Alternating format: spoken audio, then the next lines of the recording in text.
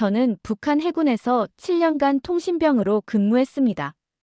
2022년 겨울 그날 밤, 제 이어폰 너머로 100명의 동료들이 죽어가는 소리를 들었습니다.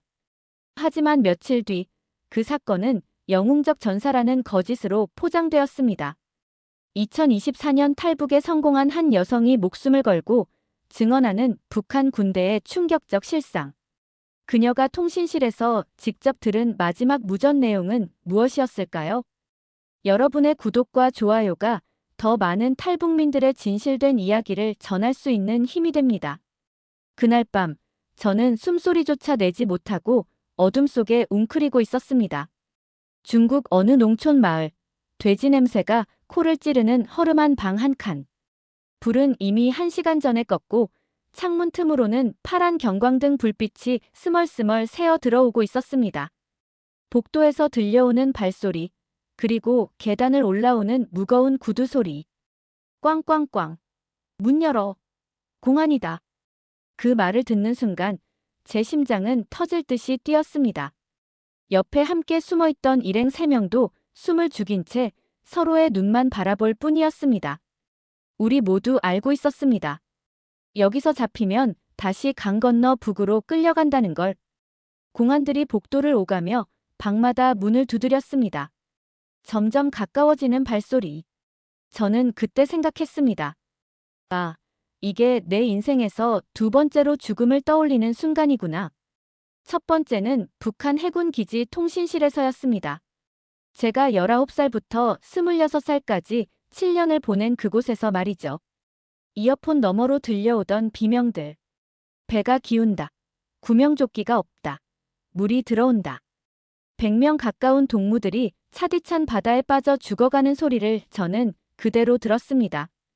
하지만 며칠 뒤, 그 사건은 혁명적 군사훈련 중 영웅적으로 전사한 전사들이라는 한 줄로 정리되었습니다. 진실은 모두 묻혔습니다. 그때 저는 처음으로 깨달았습니다. 이 나라는 사람보다 체면이 더 중요한 나라라는 걸. 그리고 지금 여기 중국 땅에서 저는 다시 한번 죽음 앞에 서 있었습니다. 발소리가 우리 방 문 앞에서 멈췄습니다. 손잡이가 살짝 흔들렸습니다. 저는 눈을 질끈 감았습니다. 제발, 제발. 발소리가 다시 멀어져 갔습니다. 파란 불빛이 천천히 사라졌습니다. 그제야 우리는 한숨을 내쉬었습니다. 오늘 제가 들려드릴 이야기는 바로 여기서 시작합니다. 양강도 국경 마을에서 태어난 평범한 소녀가 해군 통신병이 되고 체제의 민낯을 목격하고 결국 죽을 각오로 강을 건너게 된 이야기. 그 모든 여정을 지금부터 들려드리겠습니다. 제가 태어난 곳은 양강도 쪽 강 하나만 건너면 중국이 보이는 작은 마을입니다. 겨울이면 눈이 허리까지 쌓이고 강 건너편 중국 쪽 불빛이 또렷하게 보였습니다. 어릴 적 저는 그게 당연한 풍경이라고 생각했습니다. 집에는 아버지, 어머니, 그리고 저보다 5살 어린 남동생이 있었습니다.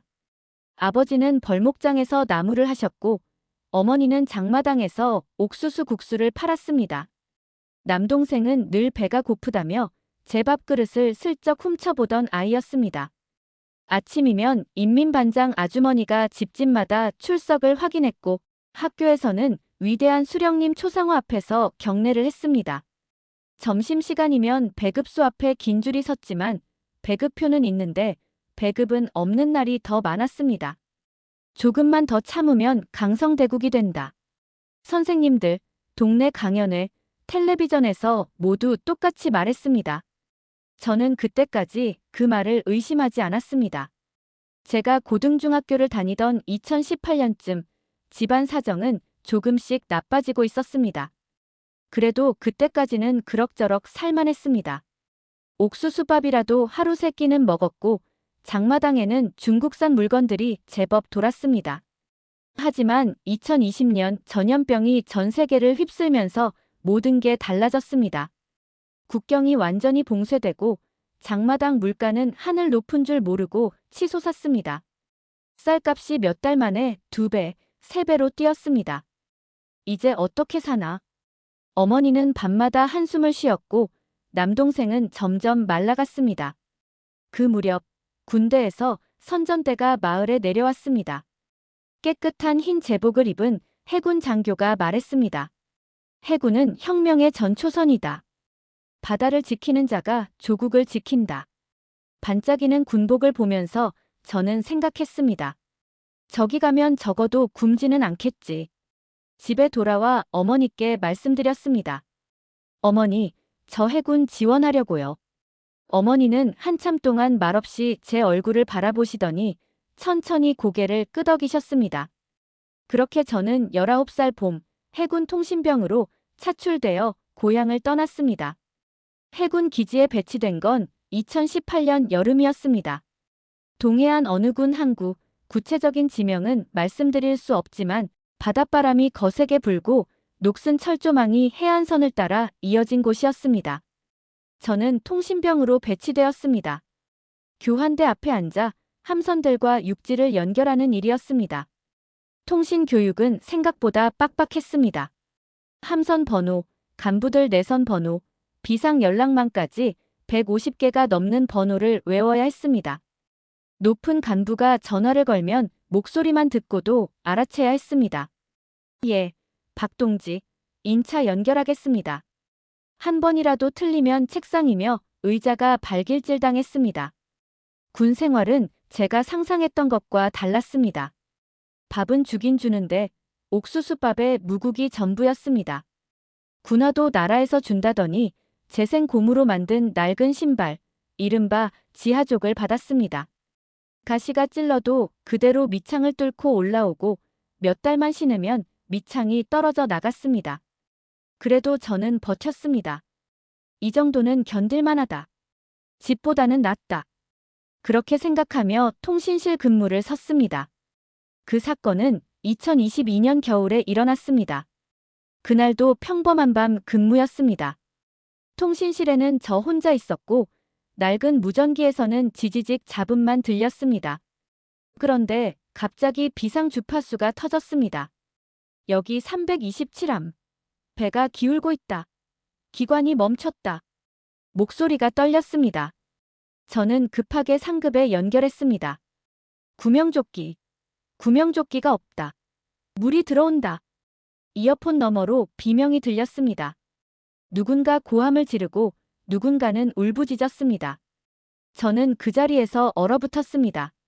제가 늘 농담을 주고받던 남자 병사 동무의 목소리도 들렸습니다. 야, 이거 진짜 큰일 났다. 우리 오늘 죽는 거 아니냐? 그 목소리는 곧 잡음 속에 묻혔습니다. 다시는 그 호출 번호가 통신망에 올라오지 않았습니다. 다음 날 새벽 생활 총화 전에 정치지도원이 말했습니다. 어젯밤 훈련 중 불의의 사고가 있었다. 하지만 우리 전사들은 혁명적 정신으로 끝까지 싸웠다. 며칠 뒤 강연회에서는 혁명적 군사훈련 중 영웅적으로 전사한 전사들이라고 발표했습니다. 훈장이 수여되고 사진이 걸렸습니다. 하지만 구명조끼가 없었다는 것, 낡은 배가 뒤집혔다는 것, 지휘관들의 잘못은 어디에도 나오지 않았습니다. 그날 밤 저는 통신실 한 구석에 앉아 낡은 지하족을 내려다봤습니다. 군화도 제대로 못 주는 나라가 구명조끼는 줄 리가 없었습니다. 100명 가까운 사람이 죽었는데 진실은 묻히고 영웅 이야기만 남았습니다. 그때 저는 처음으로 생각했습니다. 이 나라는 사람보다 체면이 더 중요한가 보다. 제 안에서 뭔가 깨지는 소리가 들렸습니다. 군 복무 마지막 해인 2023년 봄, 또 하나의 비보가 날아왔습니다. 사촌 오빠 이진수가 바다에서 익사했다는 소식이었습니다. 어릴 때부터 강에서 같이 놀던 오빠였습니다. 해군에서 근무하던 오빠는 물에 빠진 아이를 구하러 뛰어들었다가 함께 휩쓸려 갔다고 했습니다. 구명조끼도 없이 말입니다. 부대에서는 훈련 중 전사라고만 통보했고 가족들에게는 훈장과 사진 한 장만 왔습니다. 이웃들은 작은 소리로 수군거렸습니다. 실은 상급한테 맞아서 죽었대. 신소를 올렸는데 묻혔대. 누구 말이 진짜인지는 중요하지 않았습니다. 중요한 건 오빠가 죽었다는 것, 그리고 진실은 결코 밝혀지지 않는다는 것이었습니다. 제대하고 고향에 돌아왔을 때 집안 상황은 더 악화되어 있었습니다. 아버지는 허리를 다쳐 더 이상 산에 나갈 수 없었습니다. 어머니는 홀로 장마당에서 버티고 있었지만 물가는 계속 올랐습니다. 쌀 한 킬로그램이 북한 돈으로 몇천 원에서 만 원까지 뛰었습니다. 남동생은 21살이 되어 군 입대를 앞두고 있었습니다. 하필이면 해군으로 갈 가능성이 높다는 얘기가 돌았습니다. 누나, 나도 거기 가면 괜찮을까? 동생의 질문에 저는 대답할 수 없었습니다. 제가 통신실에서 들었던 비명들이 사고가 나도 뉴스 한 줄 안 나가던 현실이 머릿속을 스쳐 지나갔습니다. 그 무렵 장마당에서 몰래 도는 작은 저장장치 하나를 얻었습니다. 손가락만 한 그 물건 안에는 남쪽 드라마와 노래들이 들어있었습니다. 조심스럽게 집에서 혼자 볼 때 화면 속 사람들은 군복이 아닌 평복을 입고 자유롭게 웃고 울었습니다. 한 장면에서 남쪽 군인이 나왔습니다. 그들이 신고 있는 단단한 가죽 군화를 보는 순간 저는 제가 군대에서 신었던 재생 고무 신발을 떠올렸습니다. 가시가 찔러도 그대로 올라오고 몇 달만 신으면 밑창이 떨어지던 지하족.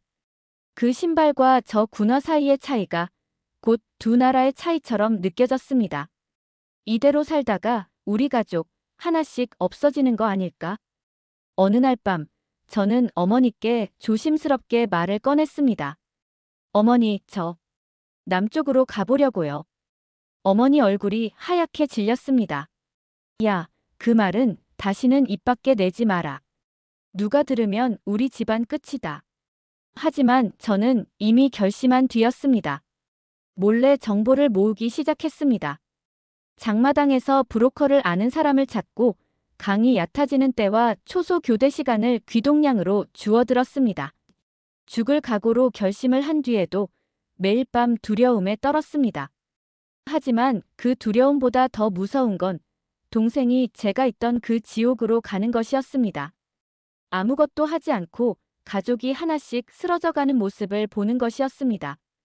2024년 가을, 저는 마침내 그 결단을 실행에 옮기기로 했습니다. 2024년 9월, 어느 초가을 밤이었습니다. 눈이 완전히 쌓이기 전 강물이 얕아지는 시기. 바람이 살을 내는 밤이었지만 오히려 그런 날이 초소 경계가 느슨해진다는 얘기를 들었습니다. 오늘 밤이야. 뒤로 빠지면 기회 없다.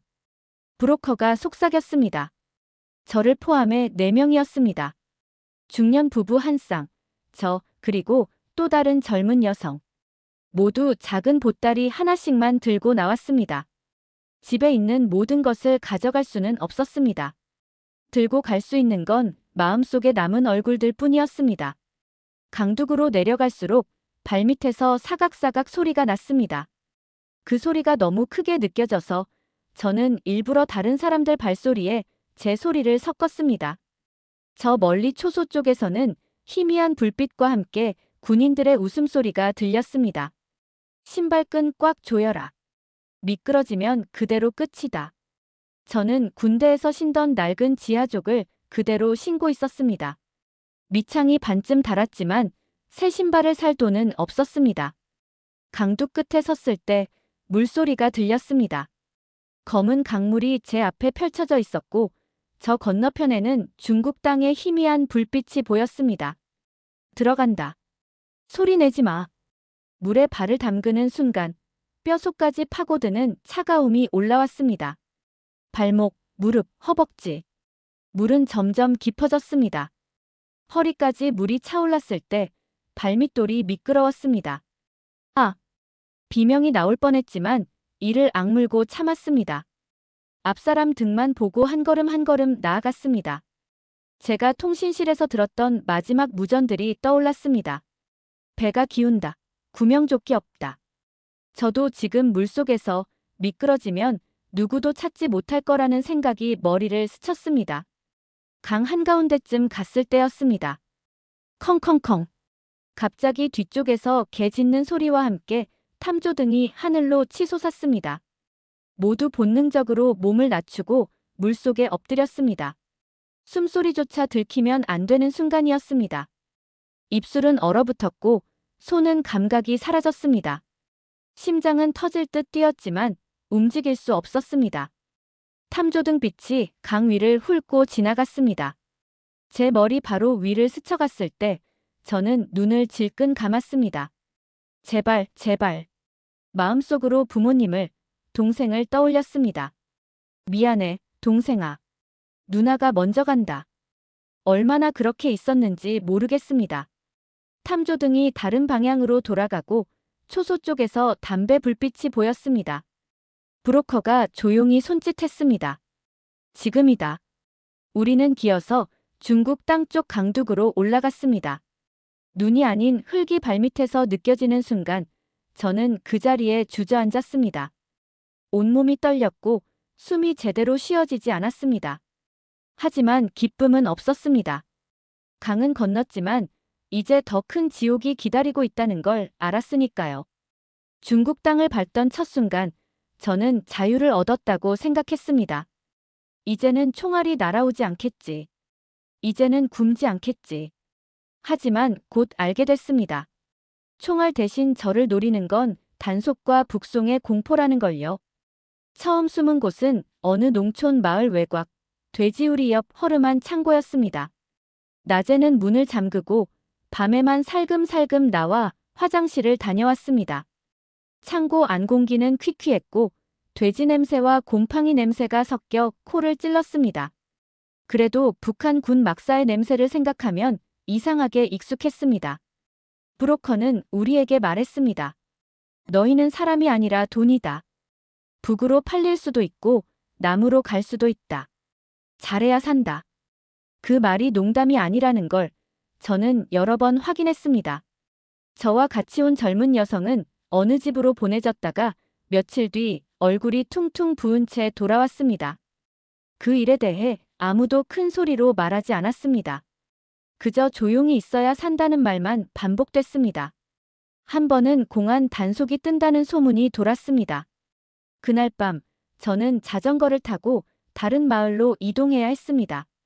얼굴에는 모자를 눌러쓰고 중국말 한마디도 못하면서 페달만 밟았습니다.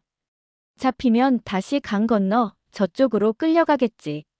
그 생각에 다리가 후들거렸습니다. 어느 날 밤은 챕터 1에서 말씀드린 그날이었습니다. 공안들이 건물에 들이닥쳐 방마다 문을 두드리던 밤. 우리 방 앞에서 멈췄다가 다시 멀어져간 그 순간. 그날 밤 저는 정말로 죽는 줄 알았습니다. 그래도 중국 땅에서 저를 도와준 사람들도 있었습니다. 조선족 아주머니 한 분은 제게 따뜻한 국수 한 그릇을 주시면서 작은 목소리로 말했습니다. 애야, 여기 오래 있으면 안 된다. 여기서도 사람 취급 못 받는다. 남조선 가서 공부해라. 같은 핏줄인데 이렇게 살면 안 되지. 그 말을 들으며 눈물이 났습니다. 북에서는 남조선 괴뢰, 미제 앞잡이라고 배웠는데 정작 저를 사람 취급해준 건 이 조선족 아주머니였습니다.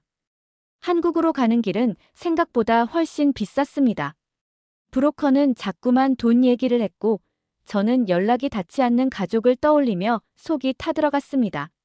중국에서 보낸 2달은 안도와 불안이 계속 교차하는 시간이었습니다. 강은 건넌 지 오래인데도 저는 여전히 숨어 지내야 했습니다. 낮에는 숨고 밤에는 떨고 언제 잡힐지 모르는 공포 속에서 어느 날 브로커가 말했습니다. 돈 다 모았지? 이제 남쪽으로 갈 차례다. 동남아로 간다. 드디어 한국으로 가는 길이 열렸습니다. 하지만 그 길이 얼마나 험할지 저는 그때 몰랐습니다. 2024년 11월 저는 낡은 버스를 타고 중국 남부로 내려갔습니다. 창밖으로는 제가 태어나 처음 보는 풍경이 펼쳐졌습니다. 논과 밭이 끝없이 이어지고 도시의 불빛은 우리를 모르는 척 스쳐 지나갔습니다. 버스 안에는 탈북자 6명이 탔지만 아무도 본명을 쓰지 않았습니다. 서로를 언니, 동생이라고만 불렀습니다. 며칠을 버스로, 기차로 이동한 끝에 동남아 국경에 도착했습니다. 브로커가 말했습니다. 여기서부터는 걸어야 한다. 정글을 넘어가야 한다. 라오스와 태국 국경 근처, 진짜 정글이었습니다. 습한 공기 속에서 옷은 금방 젖었고 발은 물집이 잡혀 걸을 때마다 찢어지는 듯 아팠습니다. 그래도 저는 북한에서 신고 다니던 지하족을 떠올리며 이를 악물었습니다. 그래도 이 신발은 밑창이 떨어지진 않네. 밤에는 풀숲에서 잤습니다. 벌레 소리, 짐승 소리가 사방에서 들렸습니다. 불을 피울 수도 없었습니다. 국경 순찰대에 들킬 수 있으니까요. 어둠 속에서 저는 고향 집을 떠올렸습니다. 지금쯤 어머니는 장마당에서 국수를 팔고 계실까? 동생은 군대에 갔을까? 어느 날 밤, 우리 일행이 작은 강을 건너려던 순간 갑자기 손전등 불빛이 번쩍였습니다. 모두 숨을 죽였고 브로커는 낮은 목소리로 속삭였습니다. 괜찮아. 돈이면 된다. 소리 내지 마. 돈으로 넘어갈 수 있는 경계선. 북한에서는 아무리 돈이 있어도 강 하나 못 건넜는데 여기서는 돈 몇 장으로 국경이 열리는 순간도 있었습니다. 그게 참 이상했습니다. 사흘을 걸어 마침내 태국 쪽 마을에 도착했습니다. 그곳에서 우리는 어느 수용시설로 보내졌습니다. 쇠창살과 벽이 있는 곳이었지만 이상하게 안도감이 들었습니다. 이제 여기서만 버티면 남조선으로 갈 수 있다. 같은 방에 있던 탈북자 언니는 밤마다 울면서 말했습니다. 우리 진짜 한국 가는 거 맞겠지? 또 속는 거 아니겠지? 저도 확신할 수 없었습니다. 하지만 믿고 싶었습니다. 며칠 뒤 우리는 한국 공관으로 갈 수 있다는 통보를 받았습니다. 차를 타고 이동하는 동안 제 심장은 미친 듯이 뛰었습니다. 공관 건물 앞에 도착했을 때 파란 바탕에 태극기가 그려진 표지판이 보였습니다. 그 순간 저는 다리가 풀려 주저앉을 뻔했습니다. 대한민국. 입 밖으로 그 단어를 내뱉는 순간 눈물이 났습니다. 공관 안으로 들어가는 그 좁은 문이 제 인생에서 가장 좁고도 넓은 문처럼 느껴졌습니다. 안에서는 한국말을 하는 직원이 저를 맞았습니다. 고생 많으셨어요. 이제 안전해요. 그 말을 듣는 순간 제가 지난 몇 달 동안 참아왔던 모든 것이 한꺼번에 쏟아져 나왔습니다. 저는 그 자리에서 한참을 울었습니다. 강을 건너고 창고에 숨고 정글을 걸어온 끝에 드디어 저는 한국으로 가는 마지막 문턱에 섰습니다. 2024년 12월 말 저는 처음으로 한국 땅을 밟았습니다. 공항 바닥을 한 번 손으로 짚어봤습니다. 아, 이게 남조선 땅이구나. 별것 아닌 바닥인데도 자꾸 눈물이 났습니다. 하나원에서는 석 달 동안 교육을 받았습니다. 처음에는 건물 곳곳에 있는 감시 카메라만 봐도 보이부가 떠올라 어깨를 펴지 못했습니다. 하지만 시간이 지나면서 알게 됐습니다. 여기서는 휴대전화로 뭘 보든 누구를 욕하든 그걸로 잡혀가지 않는다는 걸요. 2025년 봄 사회에 나왔습니다. 처음 편의점에 갔을 때 놀랐습니다. 밤 12시가 넘었는데도 불이 환하게 켜져 있고 물건이 가득했습니다. 북한에서는 장마당도 해지면 문을 닫는데 여기는 밤새도록 가게가 열려 있었습니다. 휴대전화로 인터넷을 켜서 북한 소식을 검색했습니다. 북에서는 상상도 못할 일이었습니다. 클릭 한 번이면 세상 모든 뉴스를 볼 수 있다는 게 아직도 신기합니다. 얼마 전 저는 어느 퇴역 군함이 전시된 박물관에 가봤습니다. 갑판 위에는 깨끗한 포화 레이더가 서 있고 배 안에는 침실과 식당이 있었습니다. 안내하시는 분 말씀으로는 이 배가 70, 80년대에 만들어진 거라고 했습니다. 우리보다 훨씬 오래된 배도 이런데. 전시관 한쪽에는 한국 군인들이 신는 군화가 놓여 있었습니다. 체험용으로 신어볼 수 있다고 해서 조심스럽게 신어봤습니다. 발을 넣는 순간 단단하게 발목을 잡아주는 느낌이 들었습니다. 편하시죠? 안내하시는 분이 웃으며 물었습니다. 네. 정말 편하네요. 순간 제가 군대에서 신던 재생 고무 군화가 떠올랐습니다. 가시가 밑창을 뚫고 올라오고 비 오면 안까지 다 젖던 그 신발. 그 신발과 이 군화 사이의 차이가 두 나라의 차이 같았습니다. 지금 저는 여기서 일도 하고 공부도 하고 있습니다. 자유롭게 말할 수 있다는 것, 사고가 나면 뉴스로 나오고 책임을 묻는다는 것, 구명조끼 없었다고 숨기지 않아도 된다는 것. 이 모든 게 아직도 기적처럼 느껴집니다. 하지만 밤마다 저는 북에 둔 가족들을 떠올립니다. 어머니는 아직도 장마당에서 국수를 파실까? 동생은 군대에서 무사할까? 아버지 허리는 좀 나아지셨을까? 여러분, 자유는 공기 같습니다. 숨 쉴 때는 몰라도 막혀보면 그때야 비로소 소중함을 알게 됩니다. 저는 더 이상 지하족을 신고 얼음강을 건너지 않아도 되는 삶에 감사합니다. 하지만 아직도 저 국경 너머에는 구명조끼도 없이 제대로 된 신발도 없이 위험 속에 살아가는 사람들이 있습니다. 제 가족도, 제 친구들도, 그리고 제가 모르는 수많은 사람들도요. 언젠가 통일이 되는 날, 저는 다시 고향 마을로 가고 싶습니다. 강 건너편 불빛을 보며 자랐던 그 마을에 이번에는 강을 건너지 않고 그냥 걸어서 가고 싶습니다. 우리 세대의 그날이 오기를 간절히 바랍니다. 여기까지 제 이야기를 들어주셔서 정말 고맙습니다. 앞으로도 제가 알고 겪은 북한의 현실, 군대 이야기, 그리고 정착하면서 마주치는 솔직한 고민들까지 계속 나눌 테니 구독과 좋아요, 댓글로 함께 해주시면 저뿐 아니라 아직도 망설이고 있는 누군가에게 큰 힘이 될 거라고 믿습니다.